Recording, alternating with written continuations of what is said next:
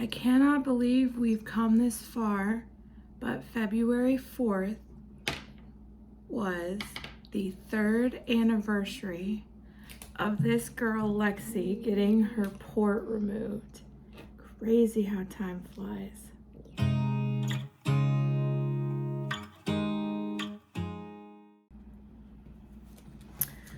So for this video, we thought we would do a reaction video for you. Lexi always loves to watch other reaction videos, so we're gonna make one for you.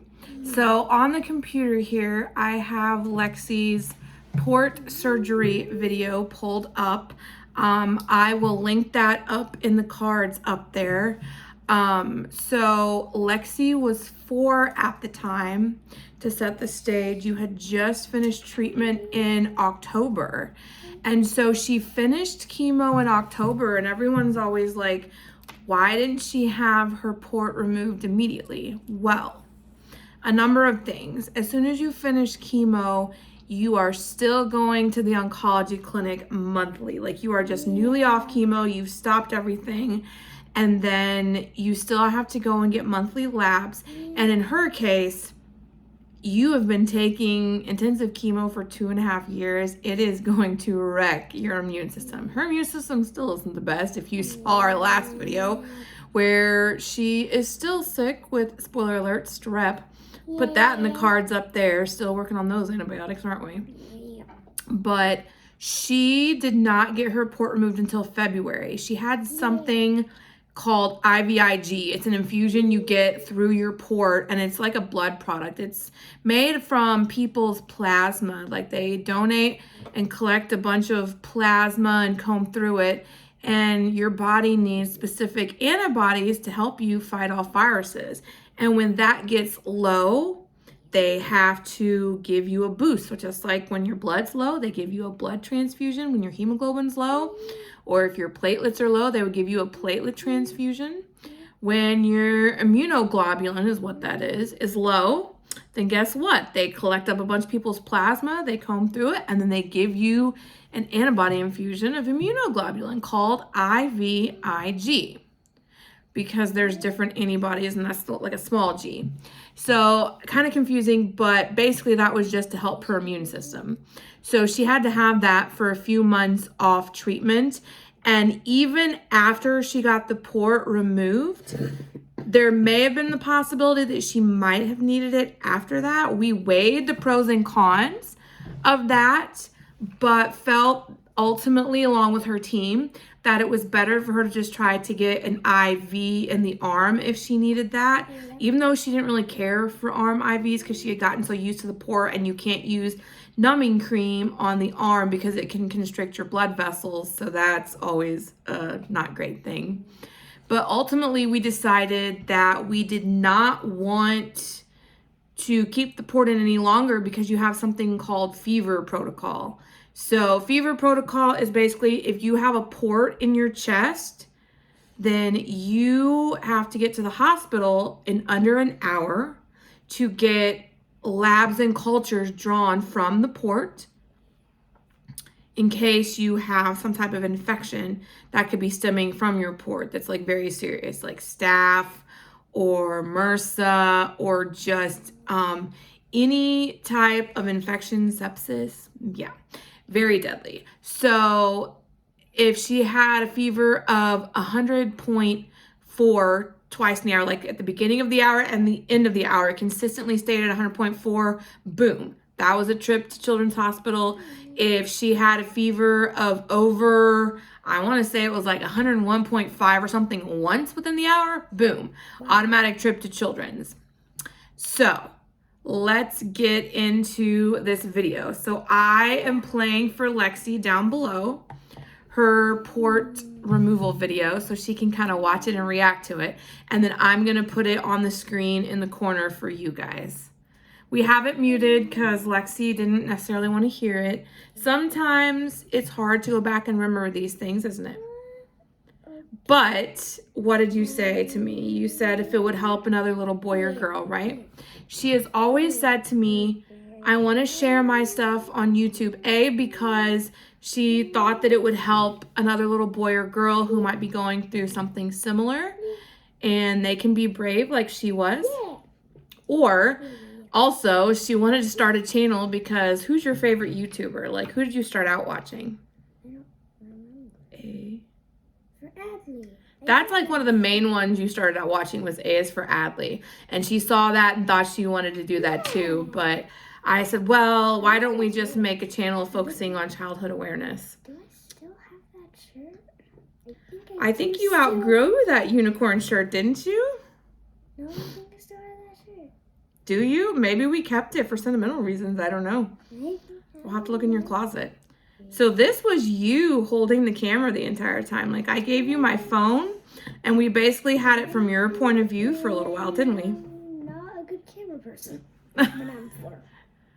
Well, you were 4. You didn't know. You just kind of said you wanted to help, and so that's what we did. And then, do you remember yourself, you're commenting saying that you recognize that place? You were sitting in the wagon, you're like, oh, I remember this place. Because that was the same floor where you had to have your kidney stones busted up. Oh, commercial. No. It's the worst part. Commercial for whatever Opera GX is. I don't know. Let's Oh, skip it. here. Okay, there we go. Now we're back. We're back. We're back. Back in Oh, session. another commercial. We can't skip this one. Can't. Darn luck. Oh, there we go. Yeah. So you're getting your height and your I'm weight. just watching my phone. Do you remember why you have to get your height and your weight? You don't? Because they have to know how much anesthesia to give you. What do we call anesthesia? Do you remember? Surgery? No. I mean, like when you had to get the anesthesia medicine, what did you call it? medicine. That's right, sleepy time medicine. That's what she always called it. We just called it the sleepy time medicine because when she started out with chemo, she was like 2.5-ish. So, it was just, to her, it was the white sleepy time medicine. Yes. I always took a little mask and I like strawberry scent. Yep, you got to pick all your stuff out here, didn't you? I got socks. I got cool socks. You got cool socks. I Okay. didn't know what to think about the socks. You didn't know what to think about the socks? Well, we wore grippy socks that day, too. Did? Yeah, like back then, most toddler socks had grips on the bottom anyway, just to keep you from like slipping and falling. And you were tiny, so you could still wear like the 2 to 3 toddler socks. You weren't in like little girl socks yet, so. No, I was not. And you had to wear like the smallest size of gown, like the toddler size gown. Pigtails? Or am I just having a ponytail? Okay, that's just. I did your hair in pigtails. I don't know that you necessarily had to do that. That's just what the instructions said, to put your hair back away from your face because they were going to have to do your chest. And I felt like if I did pigtails on the side, then you could lay back and the ponytail wouldn't be like in your way. Yeah, I'm filming, but Daddy is there too. Daddy wasn't going to miss your port surgery. Did you forget that Daddy came?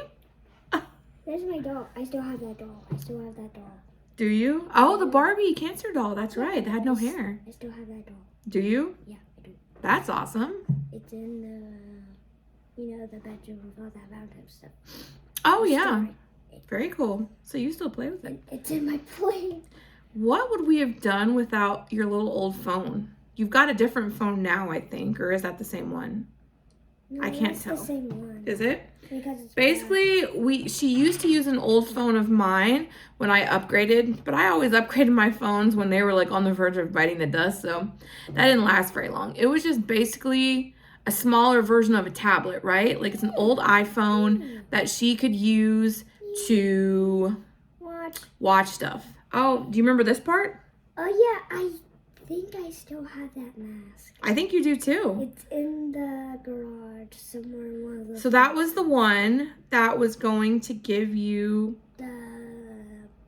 the stuff to make you fall asleep. The sleeping medicine. Because basically, normally they would just access your port every time you got an LP. Like, I did make a compilation video of her port getting access and then one of her getting anesthesia.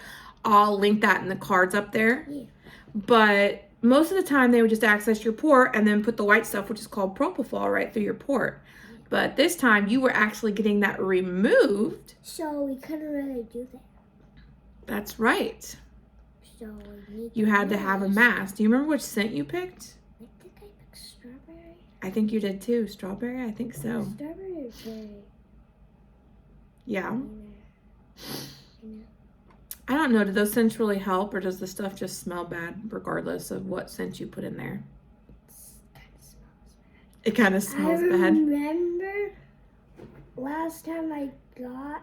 Oh, for whenever you had for your teeth surgery, we can link that video up there too. She's had so many surgeries, this poor girl. Yes, I didn't. So with the teeth surgery, when you went, because you went back without me, I didn't get to go in there with you. Like with the kidney stone surgery, they let me walk back until you fell asleep. Oh, another commercial. They let you, remember I got all dressed up in the garb and the thing, and they let me walk back with you until you fell asleep, because that's what you were most comfortable with on treatment. But for the port surgery, it's a little more sterile, because with the kidneys, they're just going up with the thing. So the port surgery had to be super sterile. I wasn't allowed in there. So you started getting a little anxious. Yeah. Do you remember? I was like, I don't want you to win. And so for your port surgery, they asked if we wanted to give you a little Versed, which is like a medicine that helps you relax, I guess. And just kind of like, I won't say it wipes your memory, but it just makes you really relaxed and a little out of it, so that as you're going into the surgery, you're not like nervous or whatever. It just helps you relax before they give you the medicine.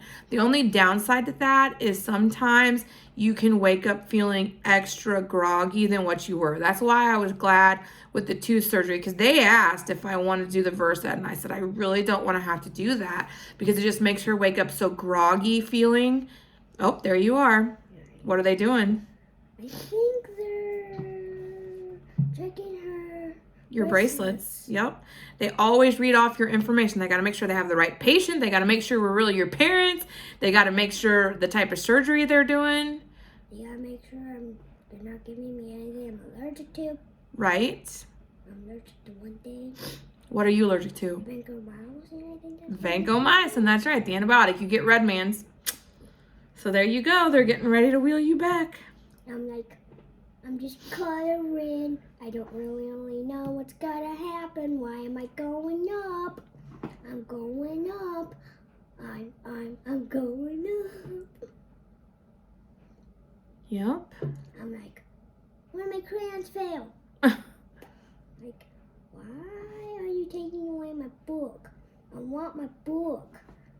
Can I keep my book with me? I think you were so out of it, you didn't know. You were just coloring, and then they told us to say I love yous and goodbyes. It was very awkward to have to lean over the railing. We couldn't like really reach you fully. So we felt like we were just kind of like barely able to like give you a pat on the shoulder and stuff, and you were so out of it you didn't understand. Like after we gave you the you were just off into la la land, so it wasn't even like a meaningful hug. But that was probably, at least on your end, but that was probably for the best, because I think if we had given you true meaningful hugs, like, and you were able to understand it, you would have been crying. You know what I mean? And we just didn't want you to be upset. So we made that decision, for better or worse, to give you the Versed, because you were starting to get nervous, and it calmed you down. I can still keep my book. And you did the princess wave. Okay. So I'll pause this real quick. So the surgery itself took 1 hour, and it took you a while to wake up afterwards. So the doctor came out to speak to us while she was still gone, and said she did great. But the thing was, they had to make 2 incisions because you had so much scar tissue. Because you started out when you were 2.5, and the chemo will stunt your growth a little bit. You've definitely had a growth spurt post chemo. Here you are coming back. I'm coming back, and I'm like. But the thing is that so where they initially did the incision was like right where they put your port in. They try to go in through the old incision so you have as minimal scarring as possible because it's right on your chest. So later on, you know, you don't have a big scar that you're dealing with whenever you're like a teenager and on up. But in your case, because you had grown so much there towards the end, I don't know if you remember. Oh, we gave you a popsicle. You always like popsicles post-surgery, don't you? I like cherries. Yeah, the red ones. So they ended up having to do another spot. Let's see. Where is it at? Is it? I think it's up here by my neck. There it is. So there's one scar right there. You can see it by my neck. And then there's the other one way up there. Yeah. So basically, they had to do that scar way up there because the little plastic or whatever that tubing's made out of, that little catheter tubing, it got stuck to the skin. Yeah, it got stuck to the tissue.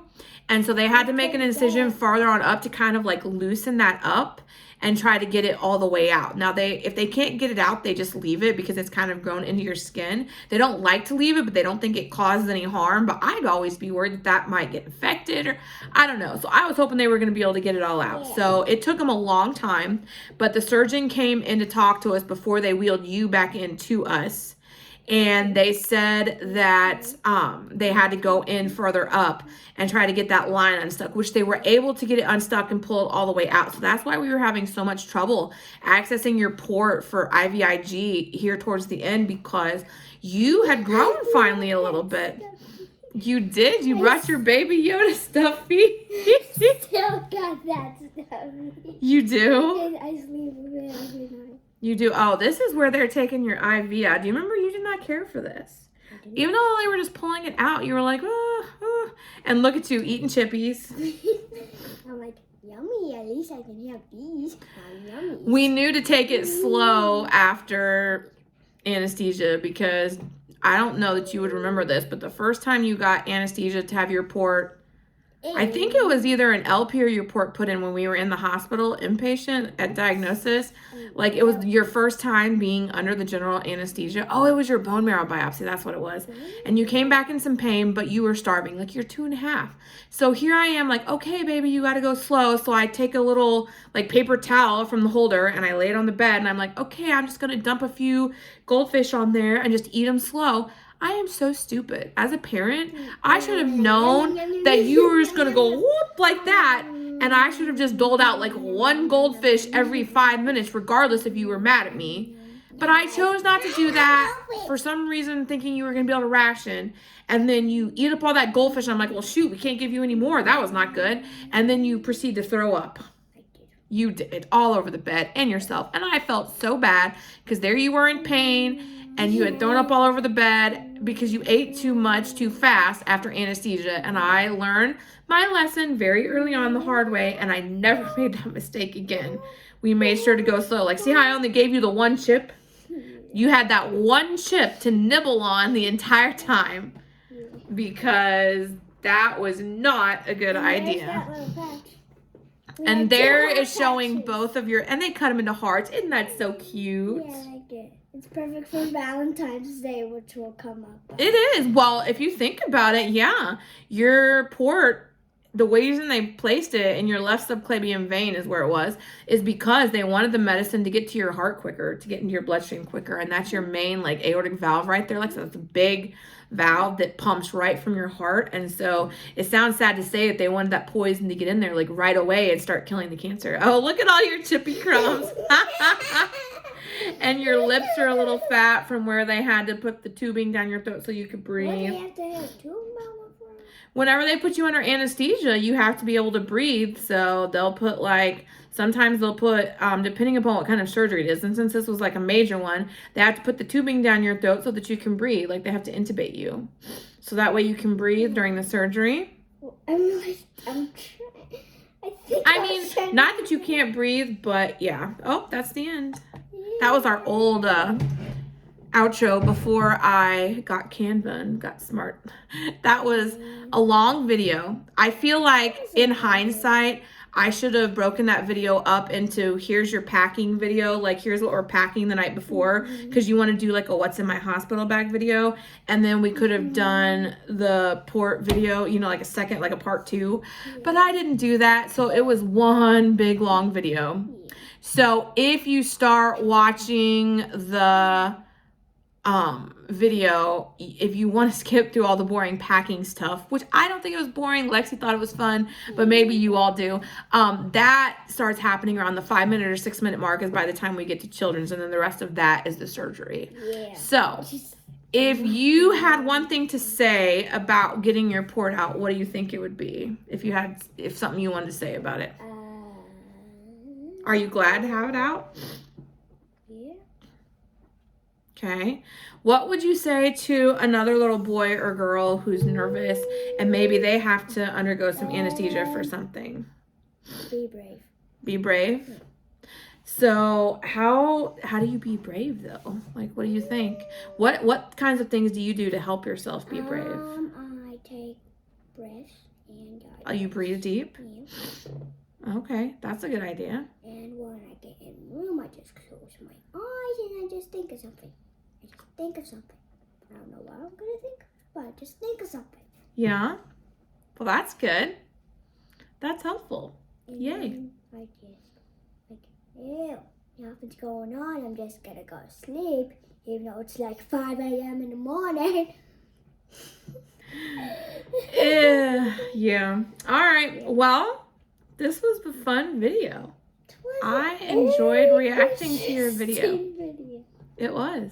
All right. So what do you want to tell everyone? Subscribe and hit the bell to be notified when we upload our video. Bye. Bye, and happy 3rd port anniversary removal. Yay.